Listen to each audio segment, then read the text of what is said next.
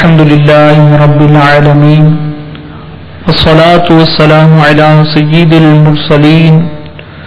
أما بعد فأعوذ بالله من الشيطان الرجيم بسم الله الرحمن الرحيم الصلاة والسلام عليك يا رسول الله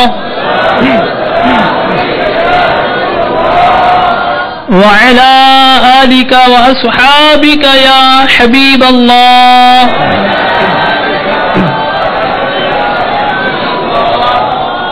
الصلاة والسلام عليك يا نبي الله وعلى آلك وأصحابك يا نور الله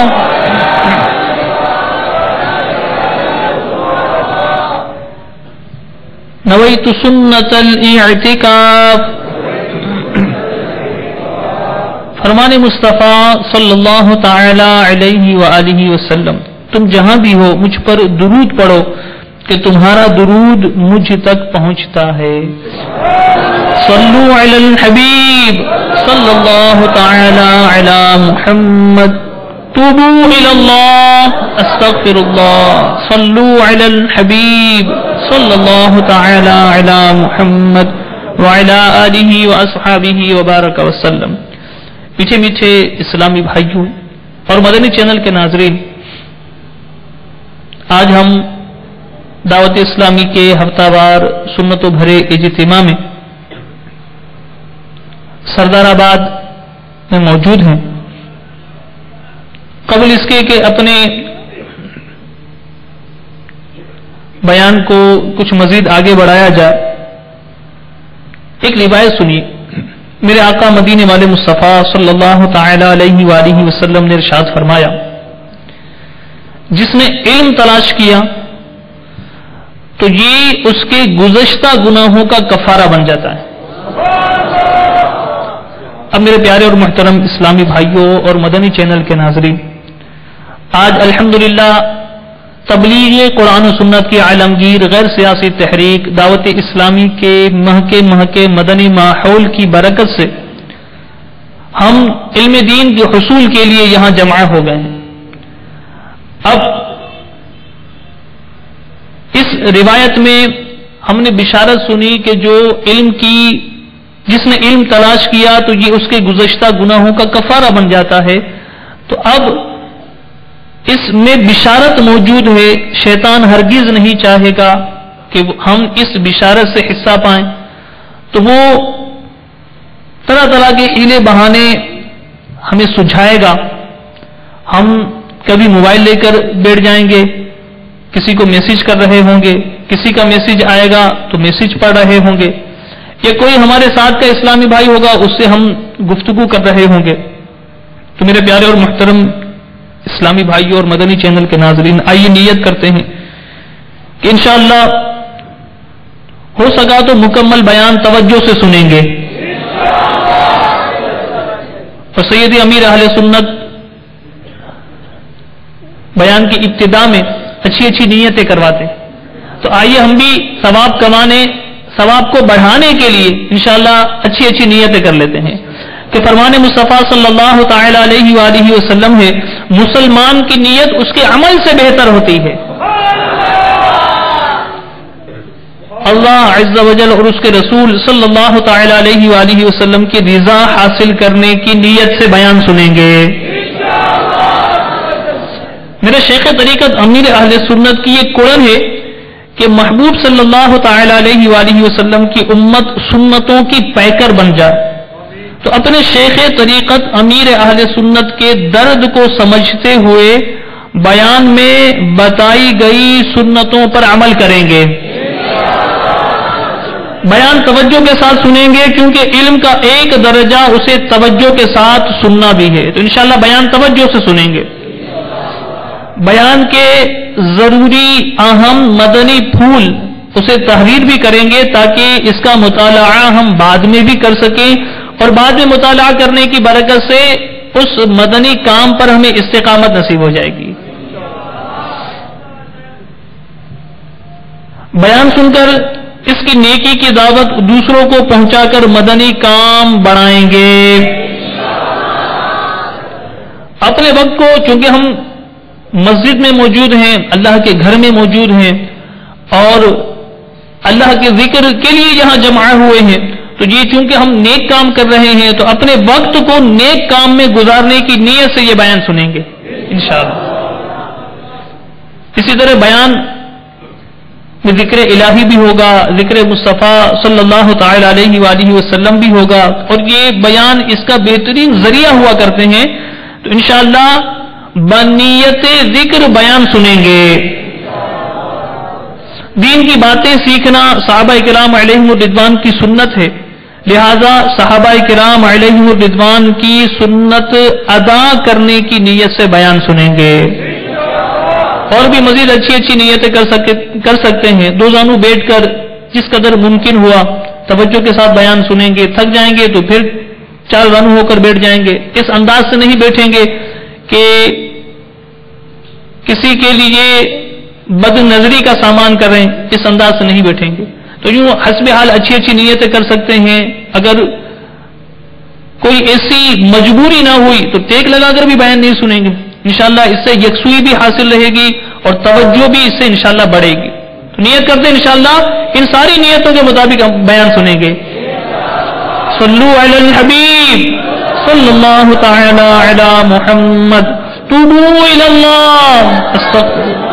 صلو علی الحبیب صلی اللہ تعالی علی محمد وعلی آلہ واصحابہ وبارک وسلم۔ میٹھے میٹھے اسلامی بھائیوں اور مدنی چینل کے ناظرین،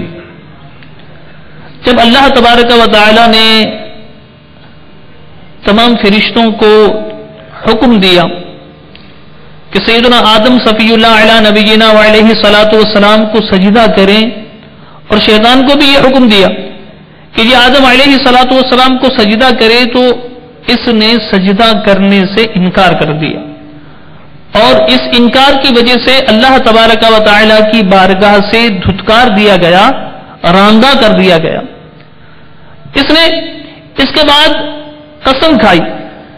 کہ اے اللہ، میں تیرے بندوں کو تیری راہ سے بہکا دوں گا۔ اللہ تبارک و تعالی نے ارشاد فرمایا کہ میرے جو مخلصین بندے ہیں وہ تیرے دام تزویر میں نہیں آئیں گے۔ تو میرے پیارے اور محترم اسلامی بھائیوں، شیطان اس کے بعد سے اس کام میں لگ گیا کہ اس نے شروع دن سے لے کر آج تک ہزاروں برائیاں اس کو زینت دی، اور کئی برائیوں کو ایسا حسن والا کر کے ہمارے سامنے پیش کیا، بندوں کے سامنے پیش کیا کہ بندے ان برائیوں کو اس کے ظاہری حسن کی وجہ سے کرتے چلے گئے، اللہ کی نافرمانی میں منہمک ہوتے چلے گئے، اور آج سے لے کر آخر دن تک برائیاں یہ جاری ساری رہیں گی اور دنیا پر اپنی اپنی بدبختی کے سائے ڈالتی رہیں گی۔ اور میرے پیارے اور محترم اسلامی بھائیوں، جو شیطان نے برائیوں کو مزین کیا، زینت کے ساتھ یہ برائی کو پیش کرتا ہے اور ہم جو اس میں منہمک ہو جاتے ہیں، اگر ہم اپنے اعضاء پر غور کریں تو ہمارے اعضاء میں سے کئی اعضاء یوں تو گناہ کرتے ہیں، لیکن دو بڑے اعضاء ہیں کہ جو گناہوں میں بہت زیادہ شیطان کا ساتھ دے دیتے ہیں۔ ایک ہماری آنکھیں اور ایک ہماری زبان۔ یہ زبان اس قدر بے احتیاطی کرتی ہے کہ یہ اپنے رب کی نافرمانی کرتی ہے اور اللہ تعالی کے بندوں کے حقوق بھی بعض اوقات ضائع کر دیتی ہے، دل آزاریاں کر دیتی ہے۔ ان آنکھوں سے بندہ اپنے مسلمان بھائی کو گھورتا ہے بلا ضرورت، بلا اجازت شرعی اپنے مسلمان بھائی کو گھورتا ہے۔ ان آنکھوں سے بد نگاہی کرتا ہے، جن چیزوں کے دیکھنے سے اللہ تعالیٰ نے اسے منع فرمایا ان چیزوں کو یہ تکتا ہے، دیکھتا ہے اور یہ اپنے رب کی نافرمانی کرتا ہے۔ یہ زبان، اس سے وہ غیبت بھی کرتا ہے، جھوٹ بھی بولتا ہے، چغلی بھی کھاتا ہے، اپنے مسلمان بھائیوں کہ عیبوں کو اچھالتا بھی ہے، اور نہ جانے کیسے کیسے فتنے اس زبان کے ذریعے بندہ کر گزرتا ہے، اور یوں اپنے رب کی نافرمانی میں مصروف رہتا ہے۔ میرے پیارے اور محترم اسلامی بھائیوں، آج ہم اس زبان کی ایک بہت بڑی آفت اور ایک بہت بڑی برائی، مسلمان کی دل آزاری اور مسلمانوں کے عیبوں کو اچھالنا، یہ سنتے ہیں، اور اس کو سننے سے پہلے یہ نیت کرتے ہیں کہ انشاءاللہ اپنے اندر سے یہ دونوں برائیاں اور دیگر ساری برائیاں ختم کریں گے۔ سب مل کر نیت کریں انشاءاللہ۔ میرے پیارے اور محترم اسلامی بھائیوں، ایک مسلمان کی بے عزتی کرنا دوسرے مسلمان پر حرام ہے، وہ کسی طرح بھی اس کی تذلیل کا باعث نہ بنے۔ دوسروں کی برائیوں کو تلاش کرنے کو عیب جوئی کہا جاتا ہے۔ جس چیز کا ظاہر کرنا برا ہو، احیاء العلوم میں امام محمد غزالی علیہ رحمۃ اللہ الوالی فرماتے ہیں کہ جس چیز کا ظاہر کرنا برا ہو اس کو ظاہر کر دیا جائے، یہ عیب جوئی ہے۔ خواہ جس کی طرف سے کیا ہے اس کو برا لگے یا جس سے کیا ہے اس کو برا معلوم ہو، خواہ کسی تیسرے آدمی کو ناگوار گزرے۔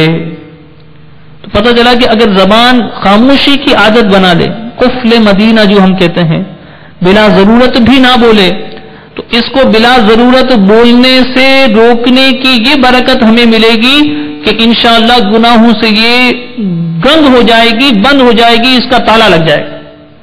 اور اگر اس زبان کو ہم نے قابو میں نہ کیا اور اس زبان سے کی جانے والی گفتگو کو ہم نے عمل نہ سمجھا، جیسے ہم ہاتھ سے کوئی چیز پکڑتے ہیں اس کو عمل سمجھتے ہیں، قدموں سے کسی چیز کی طرف بڑھتے ہیں تو اس کو عمل سمجھتے ہیں، آنکھ سے کسی چیز کو دیکھتے ہیں تو اس کو عمل سمجھتے ہیں، لیکن ہم گفتگو کو عمل نہیں سمجھتے۔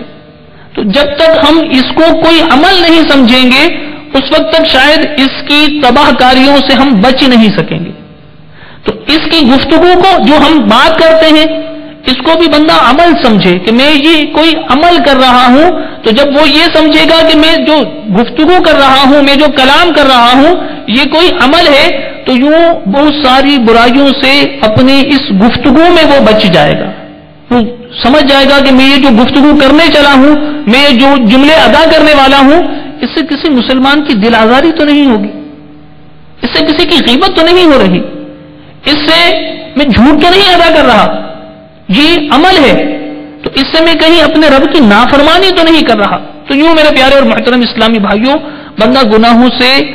اس زبان کی بے احتیاطی سے اور اس زبان کے گناہوں سے اپنے آپ کو بچانے میں کامیاب ہو جائے گا۔ پوشیدہ عیبوں کو تلاش کرنا عیب جوئی ہے، پوشیدہ عیبوں کو تلاش کرنا یہ عیب جوئی ہے۔ اور یہ بھی یاد رکھیے کہ صرف زندہ آدمی کے عیب بتانا ہی منع نہیں، بلکہ مردے کا عیب بتانا بھی عیب جوئی ہے اور یہ بھی ممنوع ہے۔ میرے پیارے اور محترم اسلامی بھائیوں، میں اور آپ آئیے غور کرتے ہیں، کئی ایسے اسلامی بھائی ہوں گے جو یہ سوچ رہے ہوں گے کہ یہ عیب نکالنے کی جو باتیں کی جا رہی ہیں، عیب کھولنے کی جو باتیں کی جا رہی ہیں، عیب ڈھونڈنے کی جو بات کی جا رہی ہے، میرے اندر تو یہ برائی نہیں ہے، لیکن ہم غور کرتے ہیں کہ ہم کس کس طریقے سے جس طرح غیبت کے گناہ میں پڑ جاتے ہیں، دل آزاری کے گناہ میں پڑ جاتے ہیں، چغلی کے گناہ میں پڑ جاتے ہیں، اسی طرح کس طرح ہم عیب کسی کے کھولنے میں اور عیب بیان کرنے میں گرفتار ہو جاتے ہیں۔ بعض اوقات ہم گفتگو کر رہے ہوتے ہیں، کسی طرف سے کوئی ایسی بات ملتی ہے، ہم کہتے ہیں کہ اس کا دماغی توازن صحیح نہیں ہے، عقل موٹی ہے۔ اگر لڑکی دیکھنے گئے، گھر والے اپنے کسی بچے کے لیے لڑکی دیکھنے گئے اور اب وہ اس کو پسند نہ آئی، تو اسلامی بہنیں سن رہی ہوں گی تو وہ بھی غور کریں کہ جب لڑکی دیکھنے جاتے ہیں تو پھر آ کر یہ بیان کیا جاتا ہے کہ یہ لڑکی تو سوکھی لکڑی کی طرح ہے، اس کی تو ناک، یہ تو ناک سے بولتی ہے، بڑی بدصورت ہے، کالی ہے۔ اسی طرح بعض اوقات نسب کا عیب بیان کیا جاتا ہے کہ یہ تو بڑا بدکار ہے، اخلاق کا عیب بیان کیا جاتا ہے کہ ڈھونگ کرتا ہے، خود کو بڑا سمجھتا ہے، بڑا بد اخلاق ہے، بدتمیز ہے، بد زبان ہے، کام چور ہے، غصے والا ہے، سب کو دکھانے کے لیے روتا ہے، آتا ہے تو جان نہیں چھوڑتا، اس کے بیان میں کہاں دم ہوتا ہے؟ یہ تو بے نمازی شخص ہے۔ اسی طرح لباس کا عیب اس طرح بیان کیا جاتا ہے کہ اس کے کپڑے بڑے بے ڈھنگے ہوتے ہیں، اس کے کپڑے میلے ہوتے ہیں۔ تو میرے پیارے اور محترم اسلامی بھائیوں اور مدنی چینل کے ناظرین، ہم جس مسلمان کا عیب نکالنے جا رہے ہیں، کاش اس کے عیب کو بیان کرنے سے پہلے ہم یہ سوچ لیتے، ہم یہ غور کر لیتے کہ میں جس کا عیب بیان کر رہا ہوں، جس کی پوری جسمانی ساخت کے حوالے سے میں گفتگو کر رہا ہوں، یہ اس کو بنانے والا میرا خالق اور مالک اللہ عز و جل ہے، تو پھر یہ میں کسی کا عیب نکالنے والا نہیں بنوں گا۔ اگر میں یہ غور کر لوں کہ میں جس کا عیب بیان کر رہا ہوں، میں جس کے متعلق گفتگو کر رہا ہوں، کلام کر رہا ہوں، اس کو بنانے والا تو میرا خالق ہے، اس کو پیدا کرنے والا میرا رب ہے، تو میرا رب جس نے مجھے پیدا کیا اسی نے اسے بھی پیدا کیا ہے، تو میں اپنے اندر کسی برائی کو اچھا نہیں سمجھتا، یا میں کسی کو اس بات کی اجازت نہیں دوں گا کہ وہ میری برائی بیان کرے، تو میں کیسے اس شخص کی برائی بیان کروں؟ تو میرے پیارے اور محترم اسلامی بھائیوں، کسی کے عیب کو چھپانا، کسی کے برائی کو چھپانا، یہ اس کی بہت زیادہ اہمیت ہماری شریعت میں بیان کی گئی۔ ایک فرد کی عیب جوئی دوسرے کے سامنے کی جاتی ہے تو دوسرے کی نظر سے وہ فرد گر جاتا ہے، اور ہماری شریعت کو یہ گوارا نہیں ہے کہ ایک مسلمان دوسرے مسلمان کی نظر میں ذلیل و رسوا ہو جائے۔ کتنی پیاری شریعت ہے کہ ایک مسلمان دوسرے مسلمان کی نظر میں ذلیل اور رسوا ہو جائے، یہ ہماری شریعت کو گوارا نہیں ہے۔ تو اسی لیے میرے پیارے اور محترم اسلامی بھائیوں، کسی عیب کا یا کسی برائی کا تذکرہ ہو رہا ہو اور ہمیں معلوم ہے کہ فلاں میں وہ برائی ہے، پھر بھی ہمیں بتانے کی اجازت نہیں ہے، سوائے اس کے کہ فلاں شخص کی اس برائی سے کسی کو نقصان پہنچ سکتا ہو، تو پھر وہ برائی بیان کی جا سکتی۔ مثلا کوئی ٹھگ ہے، ٹھگ لیتا ہے، دھوکہ دے دیتا ہے، فریب کر لیتا ہے، اور دوسرا شخص آیا آپ سے پوچھ رہا ہے کہ بھائی میں اس کے ساتھ کاروبار شروع کرنے والا ہوں، وہ جو زید ہے اس کے ساتھ میں نے کاروبار شروع کرنا ہے، آپ اس کے متعلق مجھے کیا رائے دیتے ہیں؟ اگر ہمیں پتا ہے کہ زید میں یہ برائی ہے کہ وہ لوگوں کی رقمیں نہیں دیتا، واپس نہیں کرتا اور رکھ لیتا ہے، اور ٹھگ آدمی ہے، لوگوں کو ٹھگ لیتا ہے، ان کے ساتھ دھوکہ کر لیتا ہے، تو ہم اسے یہ بتا دیں کہ بھائی اس میں یہ عیب ہے، لیکن اگر زید میں دوسرے بھی عیوب ہیں تو اس وقت بھی ان دوسرے عیوب کو بیان کرنے کی ہمیں اجازت نہیں ہے، اس وقت بھی ہمیں ان دوسرے عیوب کو بیان کرنے کی اجازت نہیں ہے۔ اور اسی لیے کہ اللہ تبارک و تعالیٰ کی اس پیاری شریعت کو یہ گوارا نہیں کہ ایک مسلمان دوسرے مسلمان کے سامنے ذلیل و رسوا ہو جائے۔ میرے پیارے اور محترم اسلامی بھائیوں، ہمارے صحابہ کرام علیہم الرضوان ان کا انداز سنتے ہیں۔ سیدنا عبداللہ بن عتبہ بن مسعود رضی اللہ تعالیٰ عنہ کہتے ہیں کہ میں نے سیدنا عمر فاروق اعظم رضی اللہ تعالیٰ عنہ کو فرماتے سنا، بے شک سرکار دو عالم صلی اللہ تعالیٰ علیہ وآلہ وسلم کے زمانے میں لوگوں کی گرفت بذریعہ وحی ہوا کرتی تھی، اب وحی منقطع ہو گئی، اب ہم تمہارے ظاہری اعمال کے مطابق مواخذہ کرتے ہیں، پس جس کے اچھے اعمال سامنے آئیں گے ہم اسے امن دیں گے اور اپنے قریب کریں گے، اس کے باطن سے ہمیں کوئی سروکار نہیں، اس کے باطنی معاملے کا اللہ تعالیٰ اس سے حساب لے گا۔ سیدنا سہل رضی اللہ تعالیٰ عنہ فرماتے ہیں اللہ تعالیٰ نے اپنے بندوں کے جن عیوب کو چھپایا ہے اس کی تفتیش کرنے سے بچو، اس کی توہ میں پڑنے سے بچو۔ جن عیبوں کو اللہ تعالیٰ نے اپنے بندوں کے چھپا دیا ہے ان عیبوں کی تلاش کرنے سے اپنے آپ کو بچا کر رکھو۔ اور میرے آقا شیخ طریقت امیر اہل سنت بانی دعوت اسلامی حضرت علامہ مولانا ابو بلال محمد الیاس عطار قادری رضوی دامت برکاتہم العالیہ کے تو کیا کہنے ہیں، آپ تو ہمیں آنکھوں کی بے احتیاطیوں سے بھی بچاتے ہیں، زبان کی بے احتیاطیوں سے بھی بچاتے ہیں، ہمیں ہمارے شیخ طریقت ایسا دیکھنا چاہتے ہیں کہ ہم خوف خدا والے بن جائیں. ہمارے شیخ طریقت ہمیں ایسا دیکھنا چاہتے ہیں کہ ہم عشق رسول والے بن جائیں. ہمارے شیخ طریقت ہمیں ایسا دیکھنا چاہتے ہیں کہ ہم اس دنیا میں کامیاب زندگی گزارنے والے بن جائیں اور اس آخرت والی زندگی میں بھی ہمیں کامیابی نصیب ہو جائے.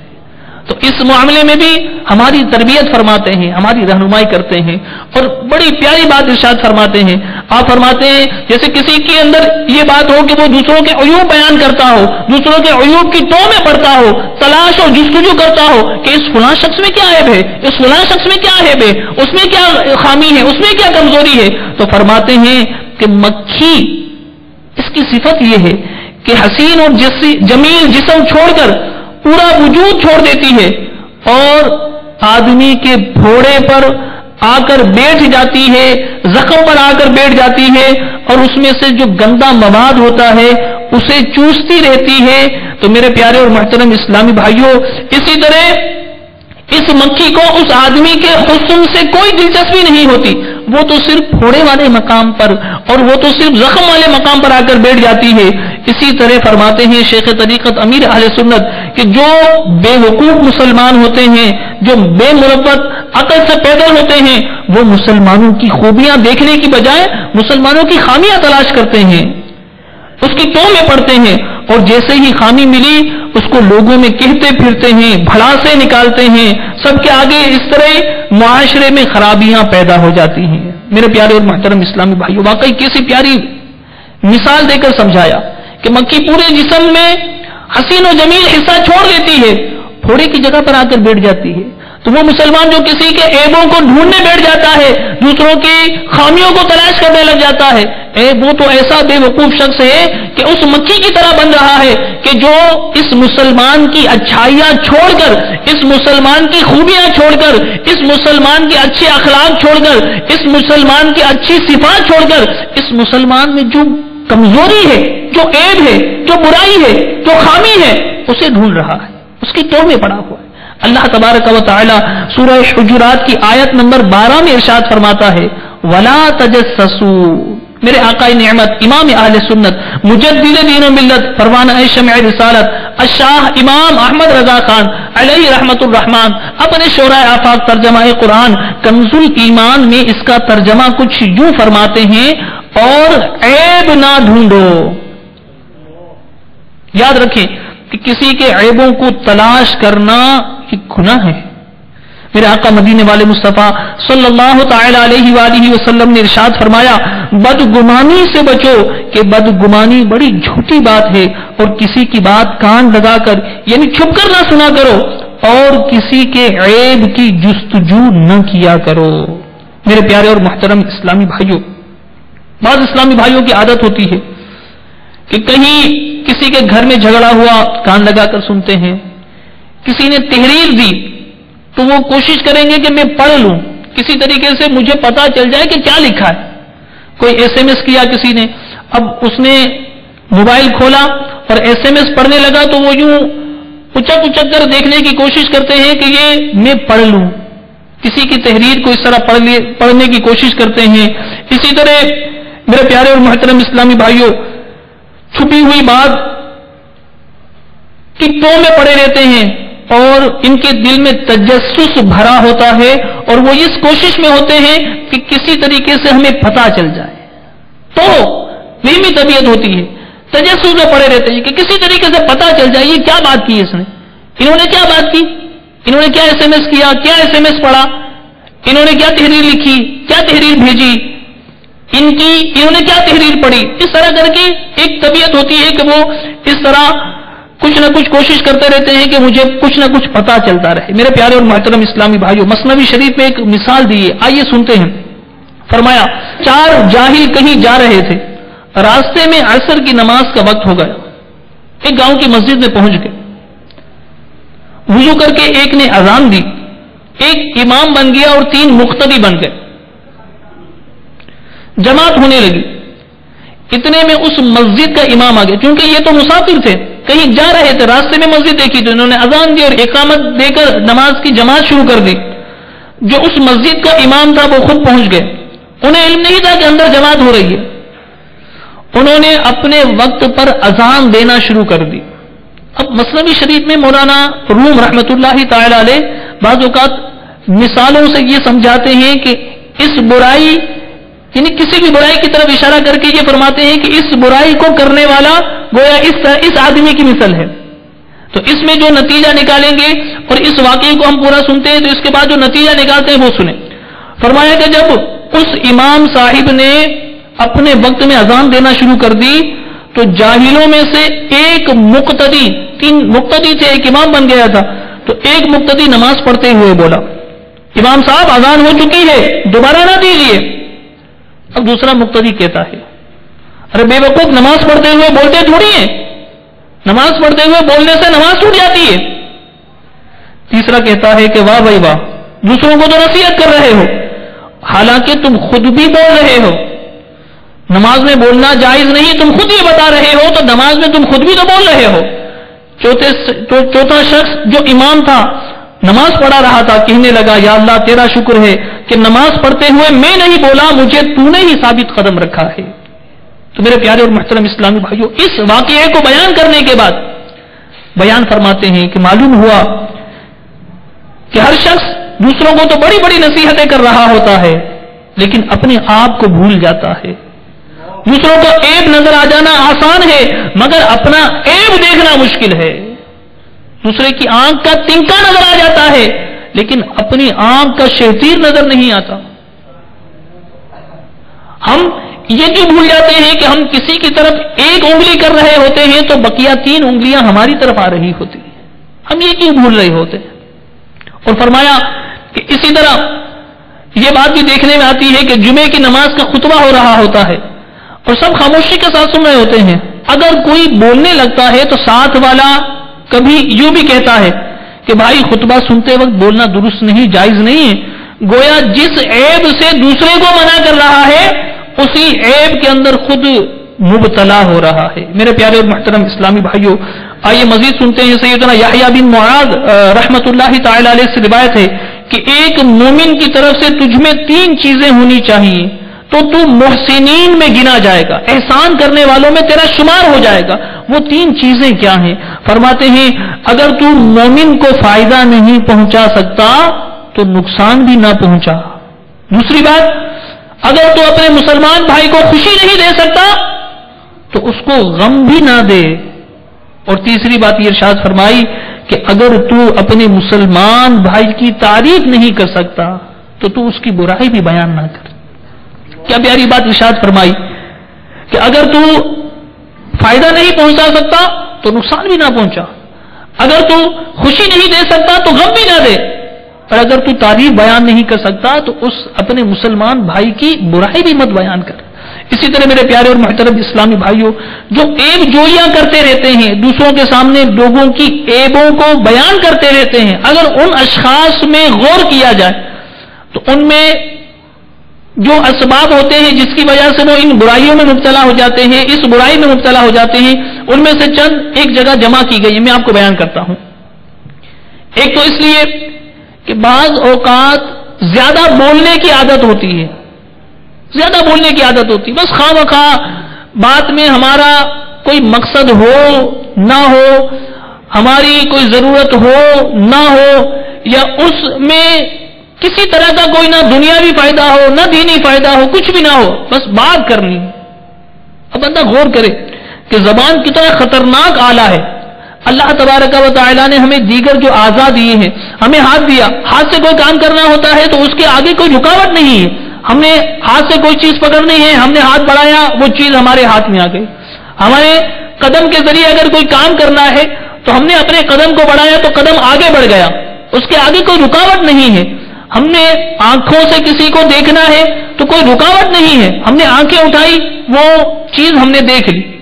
لیکن بندہ غور کرے کہ زبان جو بولنے کا آلہ ہے، اس زبان کو 32 دانتوں میں قید کر دیا اور پھر اوپر سے 2 اور محافظ یعنی ہونٹ لگا دیے. اتنا خطرناک یہ آلہ ہے کہ اس کو اتنے سارے محافظین اس کے آگے لگا دیے گئے، اتنی ساری قیدیں اس کے آگے لگا دی گئی کہ جب زبان سے بولنا ہو تو احتیاط کرنا کہ یہ زبان بڑے بڑوں کو، یہ زبان کئی لوگوں کو جہنم میں داخل کروا دے گی۔ اللہ تعالی ہم کو بچا کر رکھے۔ میرے پیارے اور محترم اسلامی بھائیوں، یہ تو قربان جائے ہمارے شیخ طریقت امیر اہل سنت کی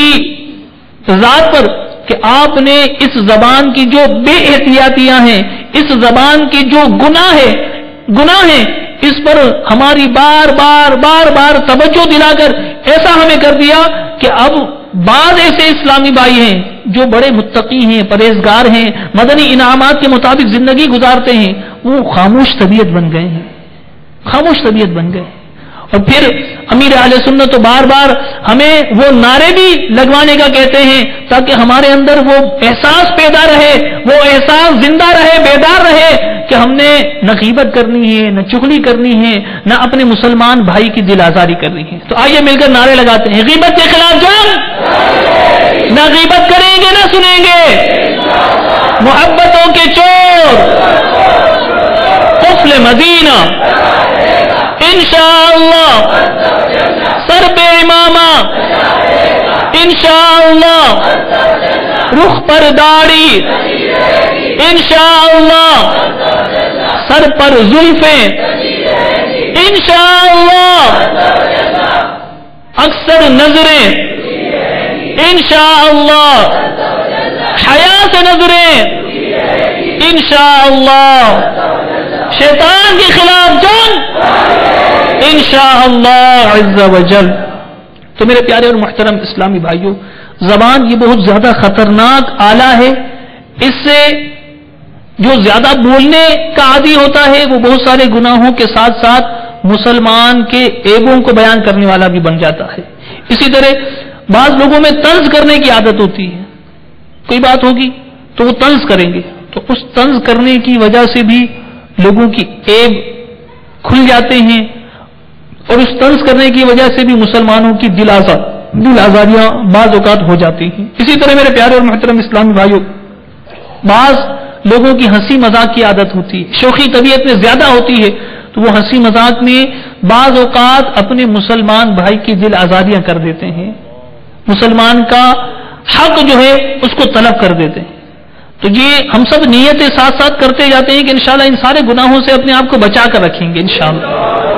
اسی طرح میرے پیارے اور محترم اسلامی بھائیوں، گھریلو ناچاکی جو ہے یہ بھی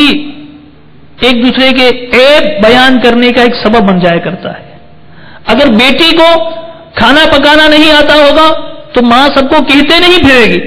لیکن اگر بہو کو کھانا پکانا نہیں آتا ہوگا تو ساس سب کو کہتے پھرے گی کہ میری بہو کو کھانا پکانا نہیں آتا۔ تو میرے پیارے اور محترم اسلامی بھائیوں، اس طرح کی باتیں اگر گھریلو ناچاکی ہوگی تو اس طرح یہ سبب ایک ہوتا ہے کہ جس کی وجہ سے مسلمان اپنے دوسرے مسلمان کا عیب کھولتا ہے، اس کی برائی کو بیان کرتا ہے۔ اسی طرح میرے پیارے اور محترم اسلامی بھائیوں، گلا شکوہ کرنے کی عادت یہ بھی انسان کو دوسرے مسلمان کے عیب کھولنے کی راہ کی طرف لے جاتا ہے۔ اسی طرح تکبر ہوگا، اپنے آپ کو دوسروں سے بہتر سمجھنے والا ہوگا تو وہ دوسروں کے عیبوں کو اچھالے گا۔ اگر کسی اور کی تعریف ہو رہی ہوگی اور یہ تکبر میں ایک شخص مبتلا ہے تو وہ اس کی تعریف سن نہیں سکے گا، کیونکہ وہ تو اپنے آپ کو بڑا سمجھتا ہے، وہ تو سمجھتا ہے کہ میں بڑا ہوں، یہ تو چھوٹا ہے۔ اب اس چھوٹے کی تعریف ہو رہی ہے تو وہ اس کی کوئی نہ کوئی برائی بیان کرے گا کہ اس میں تو فلاں خامی ہے، اس میں تو فلاں کمزوری ہے، یہ تو فلاں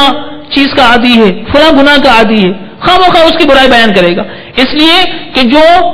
میرے سامنے اس کی تعریف بیان کر رہا ہے اس کے سامنے اس کی ویلیو ڈی ہو جائے، وہ اس کا گریڈ جو ہے وہ ڈی گریڈ ہو جائے اور اس کی ویلیو کم ہو جائے اور میری ویلیو اسی طرح برقرار رہے۔ تو میرے پیارے اور محترم اسلامی بھائیوں، تکبر بھی ایک سبب ہے کہ جو ایک مسلمان کو دوسرے مسلمان کی برائی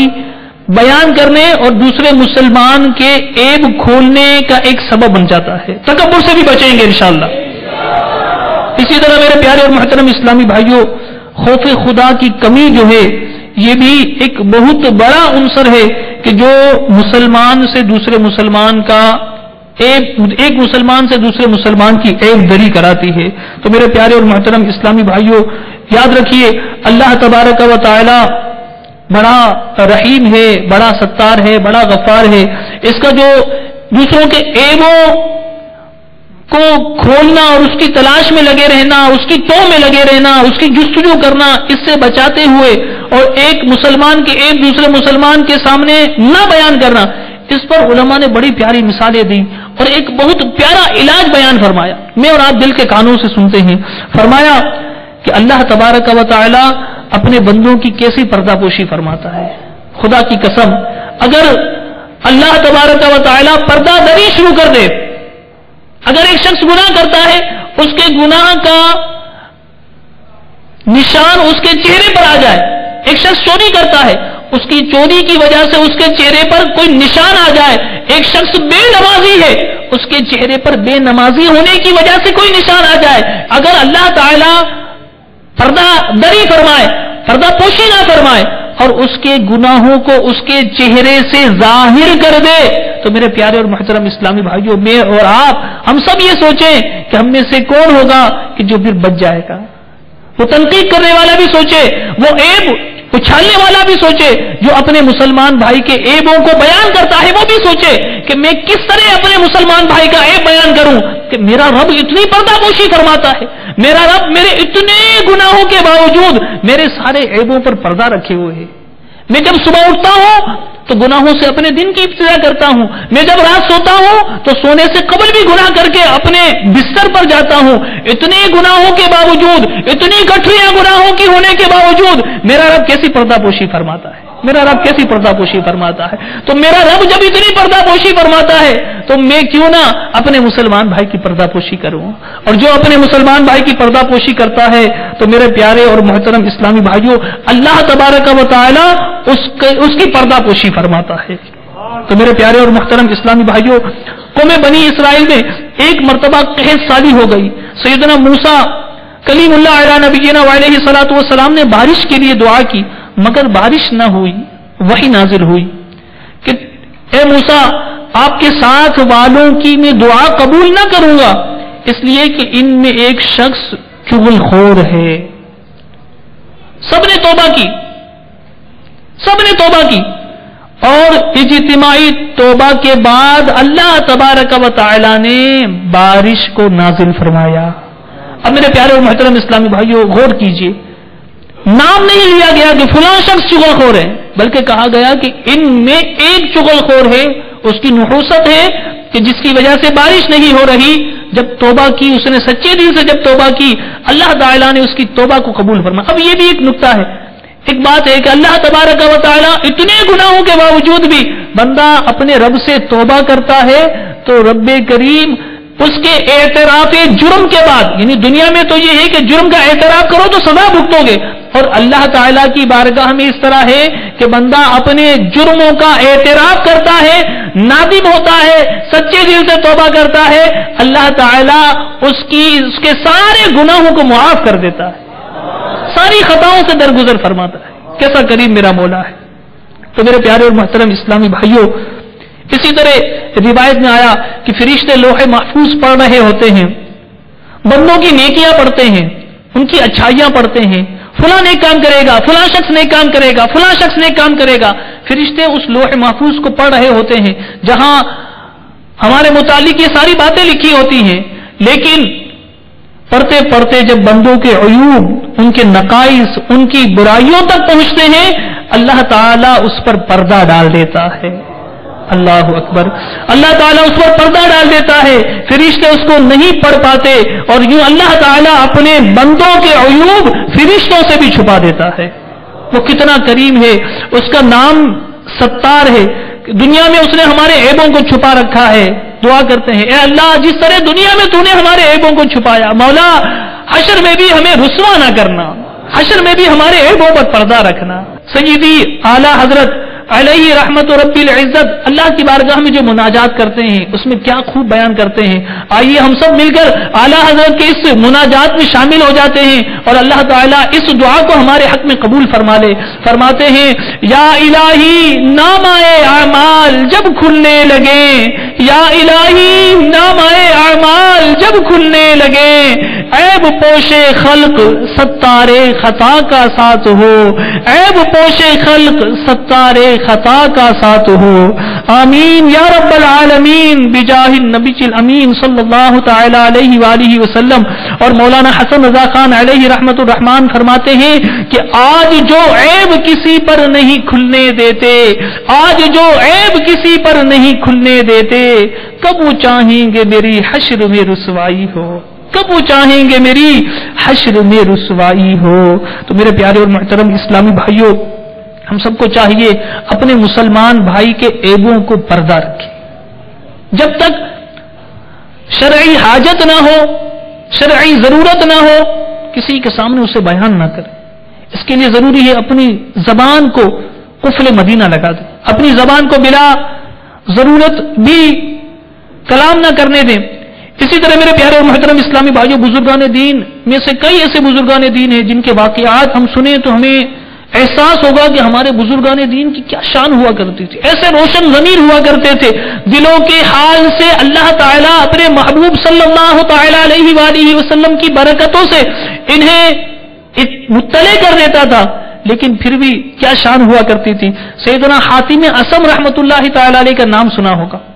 حاتم اصم، اصم یہ بہرے کو کہتے ہیں، بہت زیادہ بہرے کو اصم کہا جاتا ہے۔ آپ کو پتا ہے کہ سیدنا حاتم اصم رحمت اللہ تعالی علیہ کا نام یہ اصم کیوں مشہور ہوا؟ یہ میں آپ کو بتاتا ہوں۔ دیکھیں، یہ ہوتا ہے بزرگان دین کا طریقہ، یہ زندگی گزارنے کا، کامیاب زندگی گزارنے کا یہ طریقہ ہوتا ہے۔ سیدنا حاتم اصم رحمت اللہ تعالی علیہ کے یہاں کوئی آیا، مسئلہ بیان کرنے کے لیے، سوال بیان کرنے کے لیے، اس کا جواب حاصل کرنے کے لیے کوئی شخص پہنچا، اور جب آپ کی بارگاہ میں پہنچا، آپ سے جب سوال کرنے لگا تو اس کی ریح خارج ہو گئی اور آواز کے ساتھ خارج ہو گئی۔ اب بندہ محفل میں ہو، چند لوگوں کے درمیان ہو تو بڑا ایک معیوب فعل سمجھتا ہے، اور کسی بزرگ کی بارگاہ میں ہو تو اور بھی زیادہ اسے معیوب خیال کرتا ہے۔ تو جب حاتم اصم رحمت اللہ تعالی علیہ کے پاس پہنچ کر اس سے یہ فعل ہو گیا تو بڑا سٹ پٹایا کہ نہ جانے کیا ہوگا۔ اب جب حاتم اصم رحمت اللہ تعالی علیہ سے اس نے مسئلہ بیان کیا، حاتم اصم رحمت اللہ تعالی علیہ نے اس کی آواز کو سن لیا تھا، لیکن اب اپنے اس مسلمان بھائی پر پردہ رکھنا ہے، اس پر پردہ رکھنا ہے۔ فرمایا زور سے کہو، کیا کہنا ہے، زور سے کہو۔ اس نے زور سے بیان کیا۔ آپ نے فرمایا کہ اور زور سے کہو، کیا کہہ رہے ہو، زور سے کہو۔ جب اس نے یہ دیکھا کہ میں تو اتنا زور زور سے بول رہا ہوں پھر بھی انہیں سنائی نہیں دے رہا، تو اس کا مطلب یہ ہوا کہ جو مجھ سے فعل سرزد ہوا تھا یہ بھی انہوں نے سنا نہیں ہوگا، جو مجھ سے فعل سرزد ہوا وہ بھی انہوں نے سنا نہیں ہوگا۔ اب حاتم اصم رحمت اللہ تعالی علیہ سے اس نے سوال پوچھا، آپ نے اسے جواب دے دیا، وہ تو چلا گیا، لیکن حاتم اصم رحمت اللہ تعالی علیہ جانتے تھے کہ یہ شخص جس کے سامنے میں نے اپنے آپ کو اس طرح پیش کیا کہ گویا میں کم سنتا ہوں، اونچا سنتا ہوں، تو اگر میں کسی اور محفل میں کسی اور شخص کے ساتھ گفتگو کرتے ہوئے اس کی ہلکی سی آواز یا اس کی درمیانی آواز کو سن لیتا ہوں اور اس شخص کو پتا چلے گا تو اسے تو بڑی شرمندگی ہوگی کہ اس دن تو مجھے بچانے کے لیے حضرت نے اس طرح کیا تھا۔ تو حاتم اصم رحمت اللہ تعالی علیہ نے آئندہ زندگی کے لیے بھی اس شخص کو شرمندگی سے بچانے کے لیے، اس شخص کو شرمندگی سے بچانے کے لیے آپ نے اپنا یہ معمول بنا لیا کہ جب کوئی بات کرتا تو آپ فرماتے ہیں کہ زور سے کہو، کیا کہہ رہے ہو، اور وہ زور سے بیان کرتا، اور لوگوں میں یہ مشہور ہو گیا کہ یہ سیدنا حاتم جو ہیں یہ تو اصم ہیں، ان کے سامنے تو بات زور سے بیان کی جاتی ہے۔ تو میرے پیارے اور محترم اسلامی بھائیوں، یہ ہمارے بزرگان دین کا طریقہ ہوا کرتا تھا کہ دلوں پر راج کرتے تھے، دلوں کے حال سے اللہ تعالیٰ اپنے حبیب کے صدقے انہیں باخبر کر دیتا تھا، لیکن اس طرح لوگوں کی پردہ پوشی کیا کرتے تھے۔ تو میرے پیارے اور محترم اسلامی بھائیوں، آئیے ہم بھی نیت کرتے ہیں کہ انشاءاللہ الرحمن اپنے مسلمان بھائی کے عیبوں پر پردہ رکھیں گے۔ جزاکم اللہ خیرا، صلو علی الحبیب۔